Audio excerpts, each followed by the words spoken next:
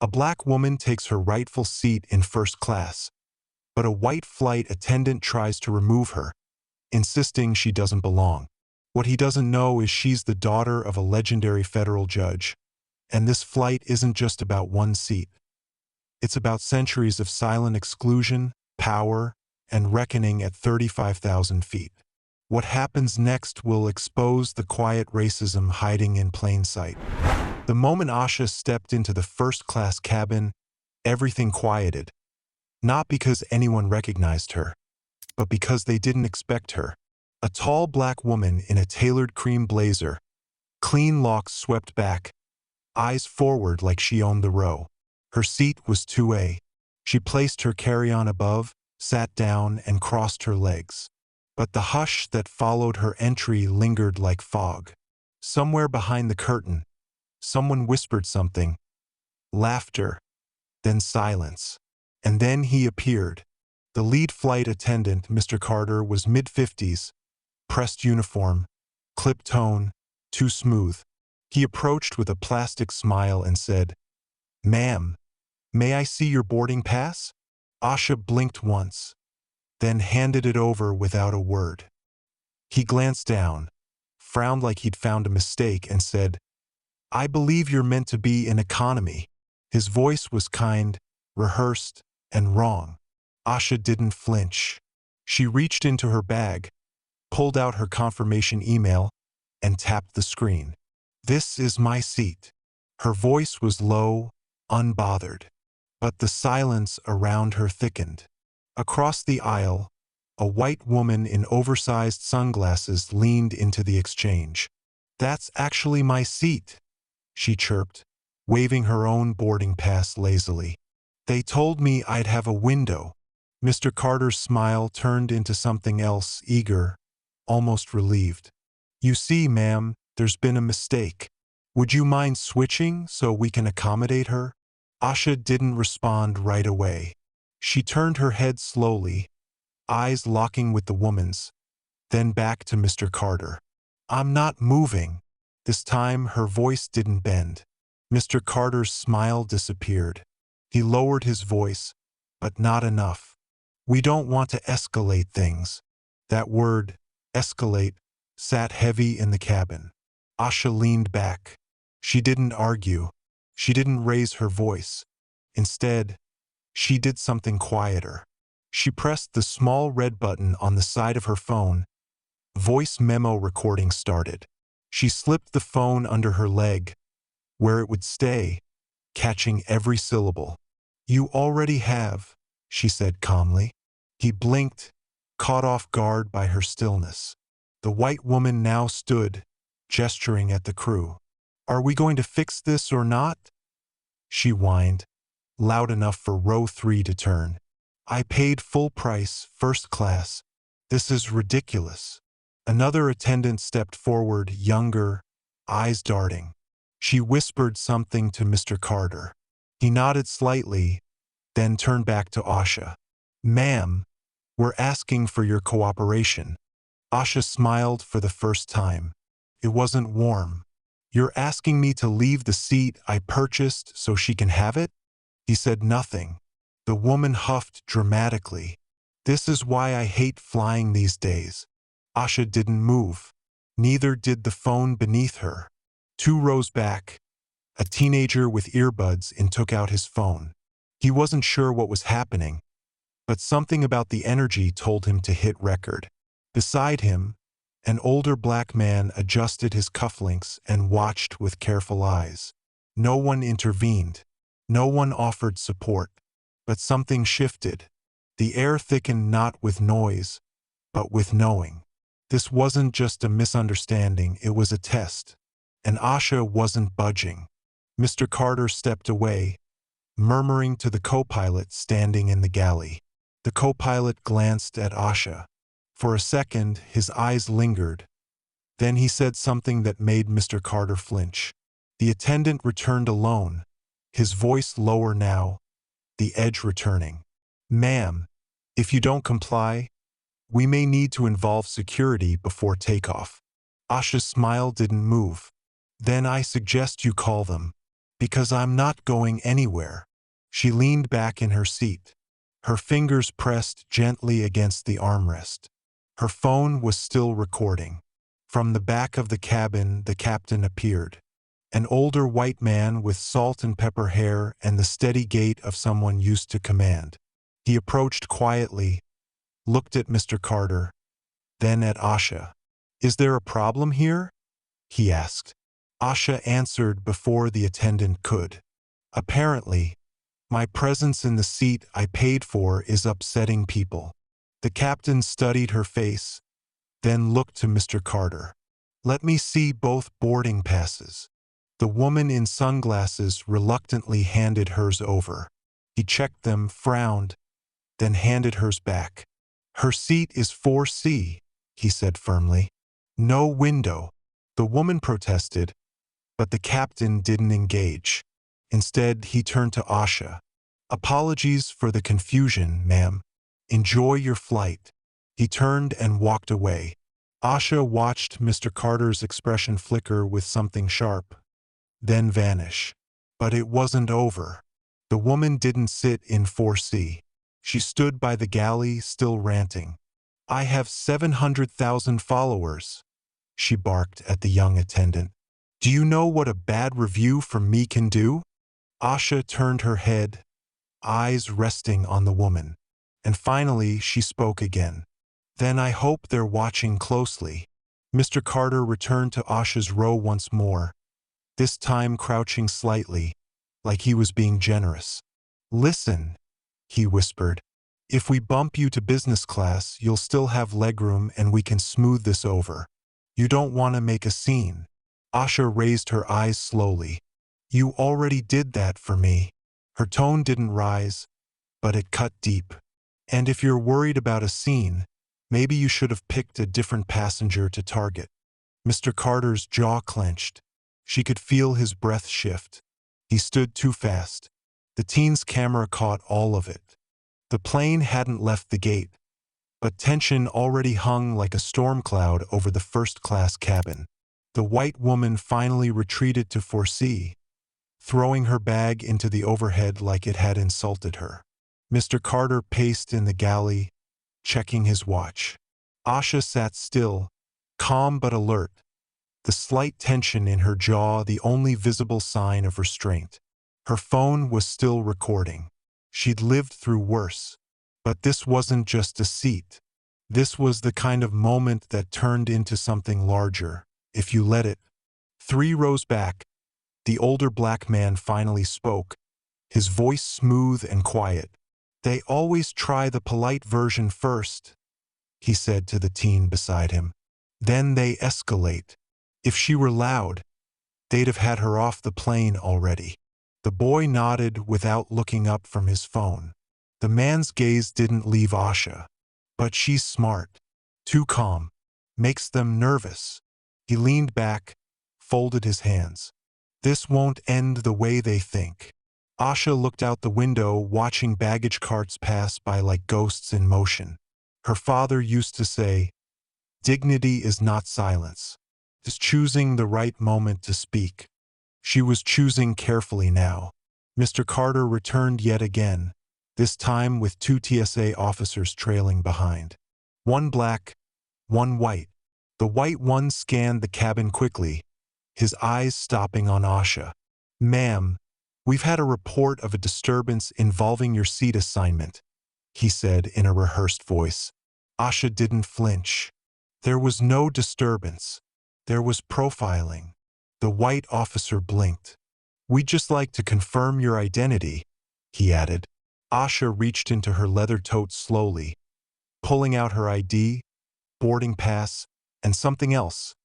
Sleek, dark, with a federal seal embossed on it. "You're welcome to confirm it," she said as she handed over the badge. The white officer's face shifted. He read the name on the ID, Asha Bellamy. His eyes darted to his partner, then back to her. "Thank you, Agent Bellamy," he said quietly. "Apologies for the inconvenience." Mr. Carter paled. I didn't know," he stammered.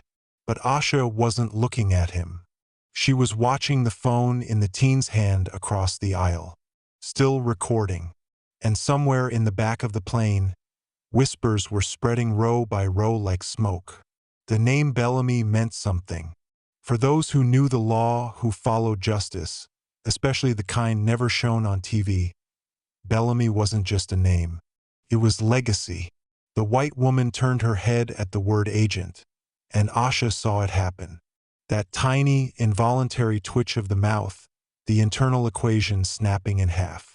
This wasn't the woman she'd assumed. She turned to the young attendant, now quieter. "I didn't mean to cause any trouble," she murmured, suddenly shrinking in posture. But the damage was done. Asha didn't look at her again. Instead, she looked to Mr. Carter, whose voice had vanished. The black TSA officer stepped forward.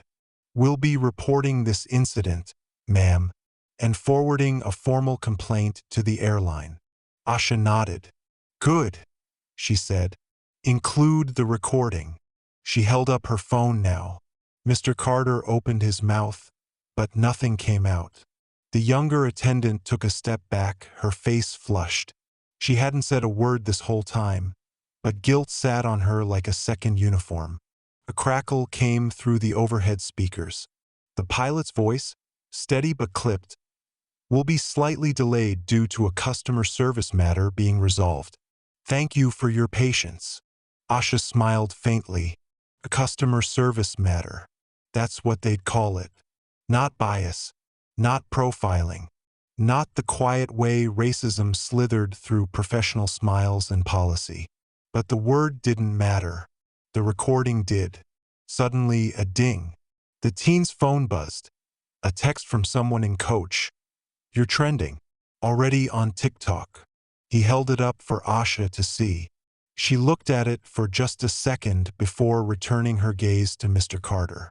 "I suggest you call your supervisor," she said evenly, "before this flight takes off with you still employed." It wasn't a threat. It was an offer, and he knew it. Mr. Carter walked away, nearly stumbling over the edge of the galley carpet. The older man in row 5 crossed his legs, murmuring just loud enough for the boy to hear. "She just flipped the entire power structure in here, and she never even raised her voice." The boy stared at Asha, then at the screen in his hand. The view count was rising. So was something else. Respect.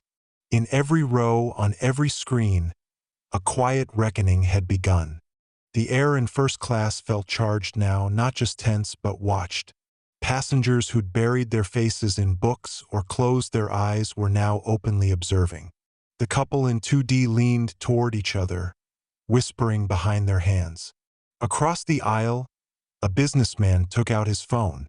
Asha saw all of it, but she didn't move. The less she reacted, the more control she kept. Let them scramble. Let them explain. The white TSA officer handed her documents back with both hands, overly formal now. "We appreciate your cooperation, Agent Bellamy." She accepted them without a word. The younger flight attendant, sweating now, stepped forward. "Would you like a drink before takeoff? Something complimentary?" Asha looked at her calmly. "Do you offer apologies in first class too? Or just beverages?" The woman's mouth parted, then closed again. "I'm sorry," she said finally, "for not stepping in sooner." Asha held her gaze. It wasn't the words, it was the timing. The apology had waited until rank was revealed, until cameras were recording. That was the kind of sorry that meant survival, not reflection. Asha turned back to the window. "I'll have water. Room temperature." Rows behind her, the white woman stared straight ahead, cheeks burning. Her eyes flicked toward Asha, then back to the screen in front of her. But she didn't press play, because she knew the truth now, the kind that silences people who don't like being wrong. The kind that couldn't be fixed with an excuse or smile. Because Asha wasn't just a black woman in first class.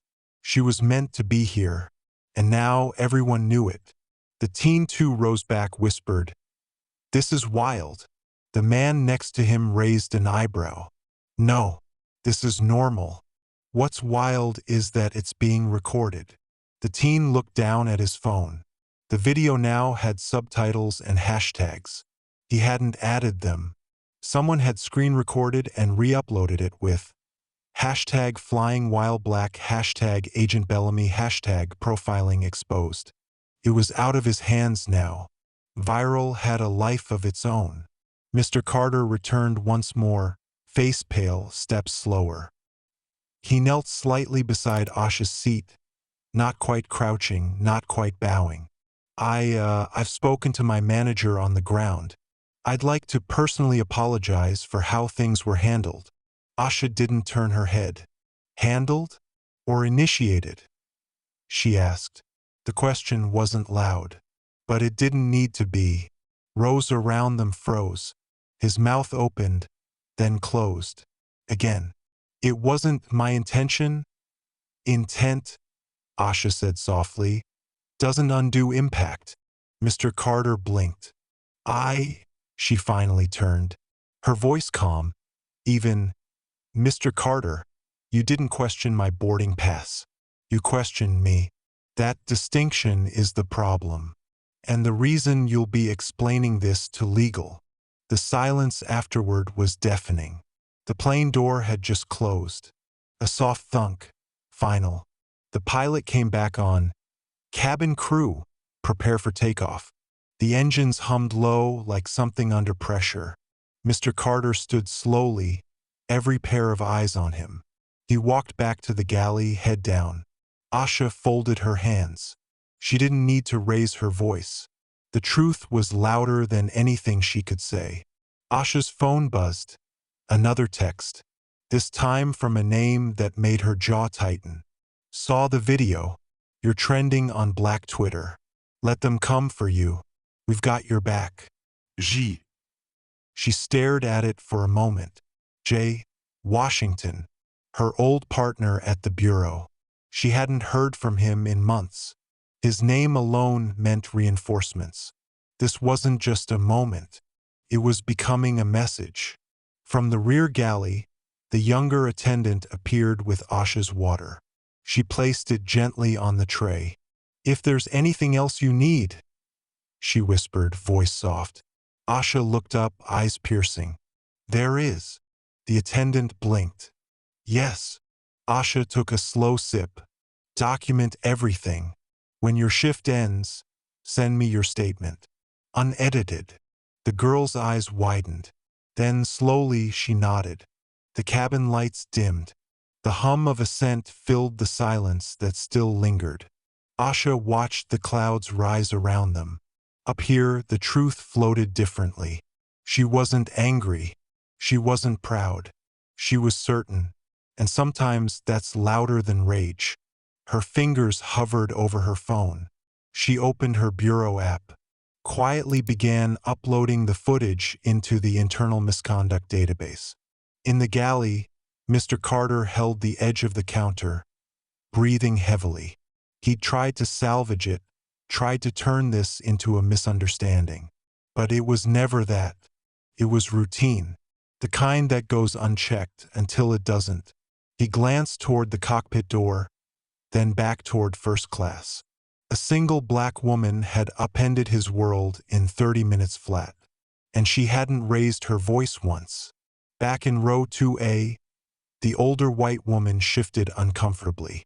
She had stopped pretending to sleep. Her husband finally leaned in and whispered, "You might want to say something." She shook her head. To who? She doesn't need my words now. She has everyone's attention. Across the aisle, the teen's phone buzzed with alerts. The video was now on TikTok, MSNBC, even CNN. Asha leaned back. She wasn't watching the views climb. She didn't need to. The story had already shifted. Not just hers. The story of every black woman who'd been asked to move, questioned, stripped down by tone, glance, or silence. She knew how this played out, and this time it would not be buried. The captain's voice crackled overhead. Ladies and gentlemen, this is your pilot speaking. We'll be cruising at 35,000 feet. On behalf of the crew, we'd like to apologize for the delay. Pause. Then, and to Agent Bellamy, seated in 1A, thank you for your patience and your service. The cabin went still again. A few scattered claps started from the back. Then more. The clap wasn't thunderous. It wasn't loud. But it was unmistakable. Not applause for a celebrity. Respect for a presence. For a woman who held the line in silence and made everyone else hear it. Asha didn't smile. She simply nodded once, as if accepting what had already belonged to her. Mr. Carter returned one last time, this time with the lead flight attendant and a passenger relations officer joining via tablet. The screen showed a woman in a crisp uniform, eyes sharp. Agent Bellamy, the woman said, this incident is being reviewed by our executive leadership. You will receive a full report, and we are coordinating with federal authorities. Asha met the camera's gaze. Good, she said, because this isn't just about me. It's about policy. The call ended. The tablet dimmed. The attendants walked away. And in that moment, Asha sat taller, not because the plane was flying, but because the weight had shifted. They had to explain now. They had to scramble. She was done performing, done proving. She had been more than enough before they even knew her name. A few rows back, the teen finally hit post on his last upload. Caption. She never raised her voice, but everyone heard her. He sat back, eyes wide. Something in him had changed. The kind of change that doesn't leave when the plane lands. It stays in your chest. Like memory, like a name. Asha closed her eyes. The cabin noise softened, but her breath was steady. She wasn't thinking about how this flight began. She was thinking about what came next. Because now the burden wasn't hers to carry. It was theirs. Her name wasn't just a name anymore. It was a signal. One that made the whole plane listen.